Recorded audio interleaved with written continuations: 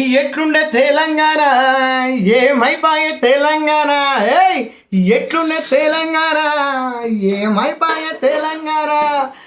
చెప్పిన మాట వినకపోతిరి మీరు చెప్పిన మాట వినపోతిరి అయ్య కేసీఆర్ ఎప్పుడో చెప్పేరా వద్దు వద్దు అన్నాడురా కాంగ్రెస్ పార్టీ వద్దన్నాడురా మీరు విన్నారా ఏ పల్లెటూరు ప్రజలకు మీకే చెప్తాను విన్నారా మీరు ఇప్పుడు మరి కేసీఆరే కావాలి అంటున్నారు తెలంగాణ పల్లెలోన కేసీఆరే రావాలా అంటున్నారు రైతు అన్నలు అందరూ మరి ఆటో డ్రైవర్లు అన్నలు మన చెప్పిన మాట వినపోతే మన గిట్టన చేస్తారు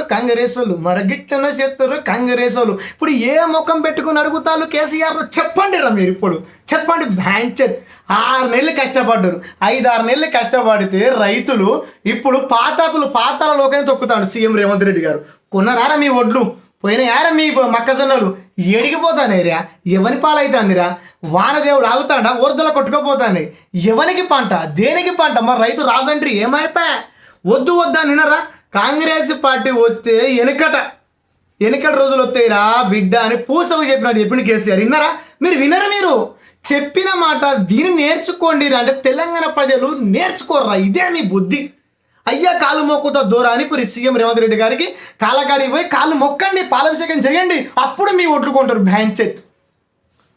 మన బీఆర్ఎస్ పార్టీ ఉన్నప్పుడు ఇక్కడ జరిగిందా రైతన్ననే రాజు రైతే దేవుడు ఈ ప్రపంచంలో కానీ తెలంగాణ రాష్ట్రానికి కానీ ఇప్పుడు రైతు దొంగ అయిపోయాడు ఆడ మూట మేస్త్రి దొర అయిపోయాడు అయ్యానే కాలు మొక్కుతో పనిచేసి సీఎం రేవంత్ రెడ్డి గారు అంటే మీ ఒడ్లు పోతాయి అవునా మీరు బతుకుతారు ఏదో పురుగుల మందు వేసుకొని మీరు అయిపోతారు ఇక జర ఆగండి ఇంకొక వారం ఆగండి పురుగుల మందులు తాగి వరి మందు తాగి వీరమరణం అవుతారు మీరు నేను గ్యారంటీ చెప్పిన మాట విన్నారా వద్దురా కాంగ్రెస్ పార్టీ అయ్యా కేసీఆర్ని గెలిపించుకున్నామండి ఎవడిన్నారా మరి ఇప్పుడు రావాలా అని సీఎం కేసీఆర్ గారు ఇప్పుడు రావాలా ఇప్పుడు వచ్చి ఏం చేస్తాడు అధికారం ఎవరిది అధికారం కాంగ్రెస్ పార్టీ అయినా మీ గురించి పోరాడతాను సీఎం రేవంత్ రెడ్డి గారు అనుకుంటా